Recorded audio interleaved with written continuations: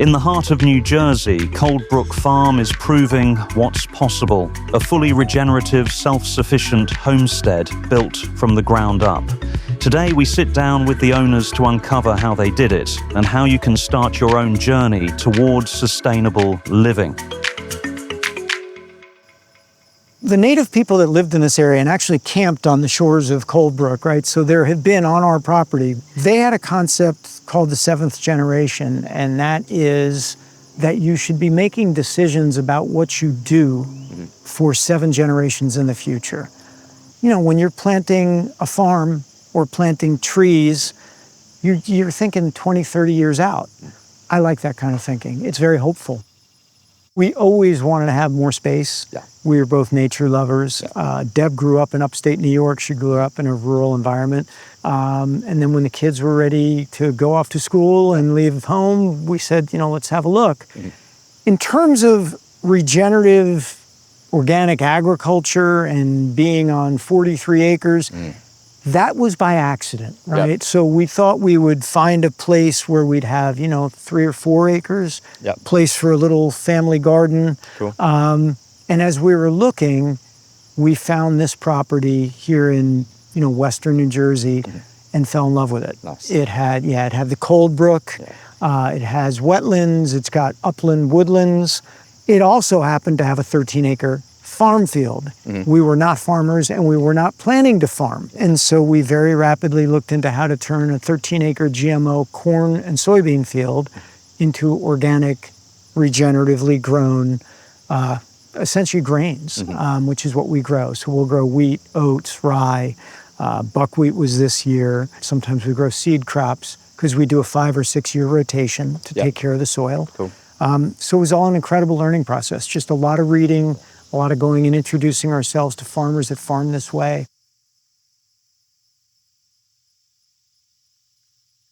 So what exactly is a sustainable homestead? Well, it's funny, I don't know whether that name really exists or not. I just used it on our website to describe what we do because it's much more than just a farm. The entire process of building our home and living here was involved making every aspect of it sustainable, right? So the roof on our house, we chose a metal roof because a metal roof is recyclable at the end of its life. It also lasts 50 to 100 years instead of asphalt shingles, which last 20 years. And at the end of their life, they go in a landfill because they can't be recycled, right? The beams in our house are walnut from the property from a couple of trees that had to be felled because they were compromised. The floors are oak floors from a tree farm or a sustainably managed forest up in Connecticut. We use ground source heat pumps for our heating and cooling. We have 72 solar panels that create all of our power, not just for what we use on the farm, but also for our driving, because we drive electric cars. The idea is that the entire homestead is making the environment around it better than it was before we started and got here. And we've seen that in species counts. The number of different species of birds has gone up every year we've been here. Most parts of New Jersey, it's exactly the opposite, okay? When we first moved here, our farm field had been farmed chemically for decades. In June and July, there were no lightning bugs. Now, it's like a light show. So the idea is to do everything with a mind, as I said earlier. What is this going to be like 1, 2, 3, 4, 7 generations down the road? And so that's what we mean by a sustainable homestead. We have to step outside of me, and think about the greater we, not just our neighbor, but that bird, that monarch butterfly, that worm, even in the soil. In a handful of soil, there are more microorganisms than there are humans on the entire planet, right? And yet we think about the humans almost to the exclusion of everything else.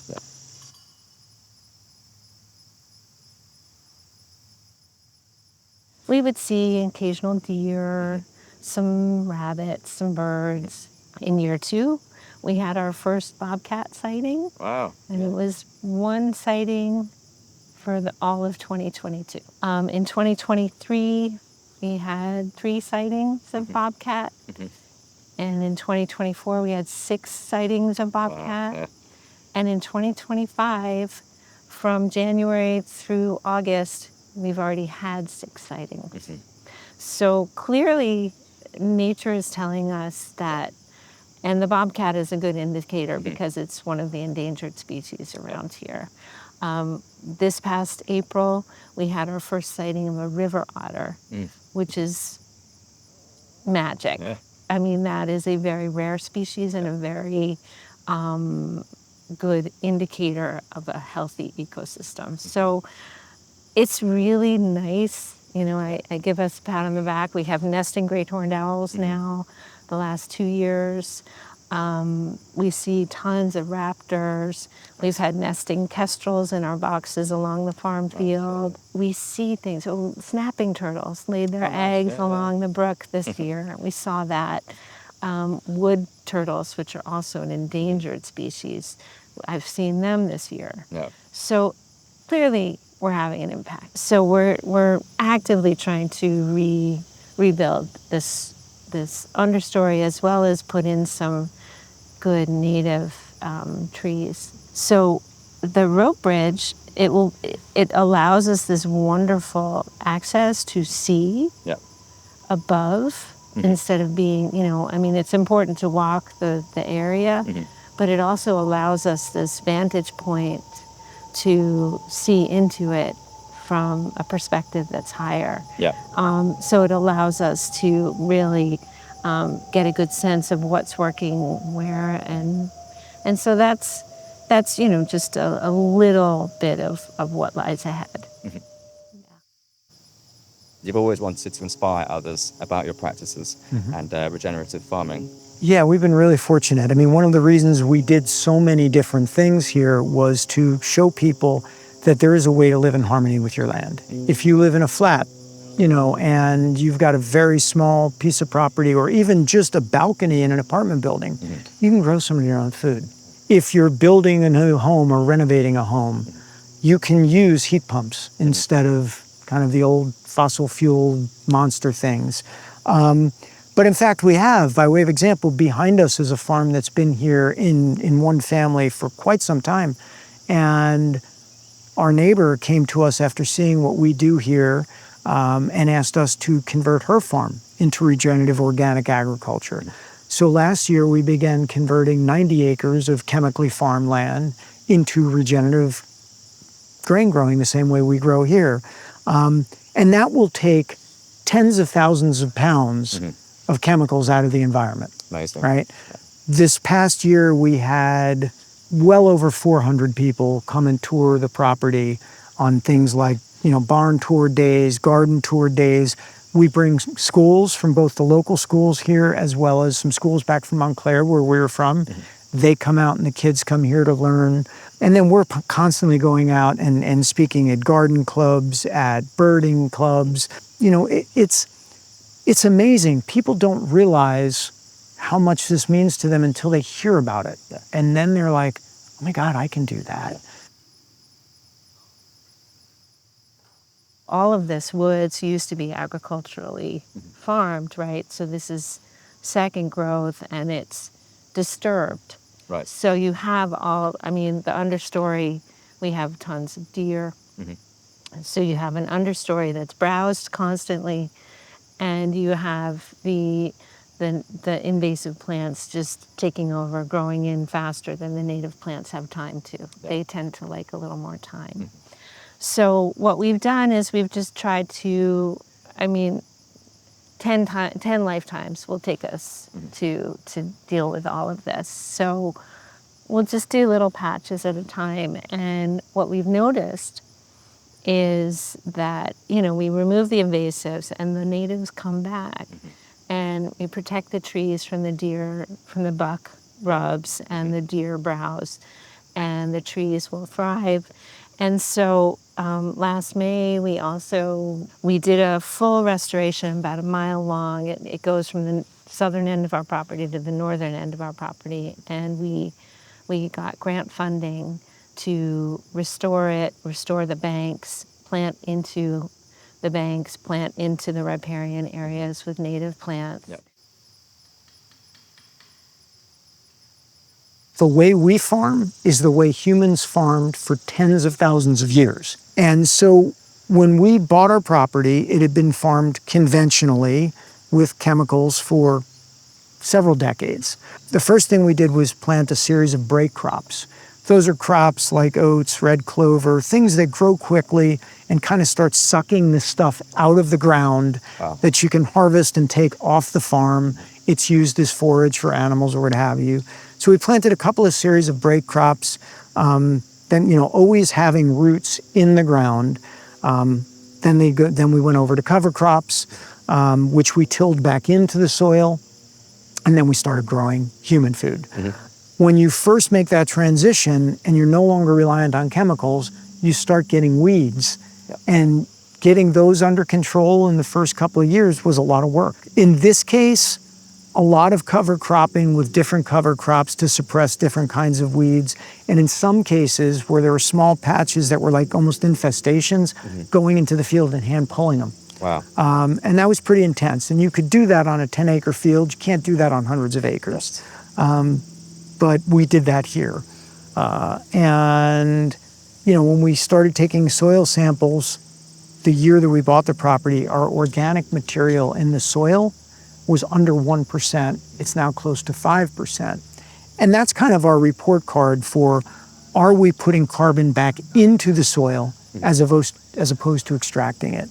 When you think about what regenerative agriculture really is it's a soil-based approach. It's thinking about getting life in the ground and regenerating life through the soil so that you're making your farm healthier each year, as opposed to conventional agriculture, which is more akin to mining.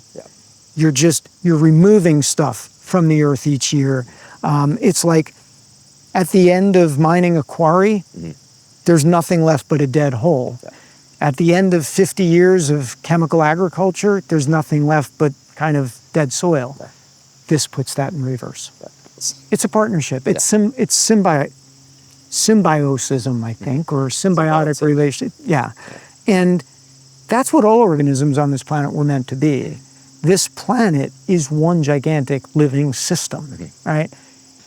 By way of example, a calorie pear is a tree that a lot of people plant here because it's a beautiful flowering tree in the spring. It has these beautiful white flowers. And it has 2 insect relationships associated with it, meaning there are 2 insects that in either a larval or adult stage have a symbiotic relationship with a calorie pear. And then there's oaks. Oaks have more than 500 insect relationships with them. So, okay, as humans, we often look and say, oh, I want those white, pretty flowers. Except you're starving your ecosystem. You plant the oak, you're being a host to over 500 different species and you're creating biodiversity. And we go through a whole bunch of things like that. And you could see people, like when they see 500, it's that they didn't think about it. Like instead of planting Pachysandra as a ground cover, plant native strawberry. Simple things that you can do to completely tip the scales in favor of biodiversity on your own land that we're just not taught. And landscapers, by and large, don't think about it. They go to the same nurseries as each other and they just buy what's ever in stock. Now, there are some that are very good. I'm generalizing, of course. But again, going back to that concept of we live on a very small planet, we have to think about what we can do in our individual sphere of influence to make things better. And not expect the government to do it, not expect someone else to do it, our neighbor to do it. How often do you hear people complain about an environmental problem and then they go and do exactly the kind of thing that contributes to it, right? God, let's say you believe in global warming, and I still can't believe that in this day and age there are people that don't, but you believe in global warming.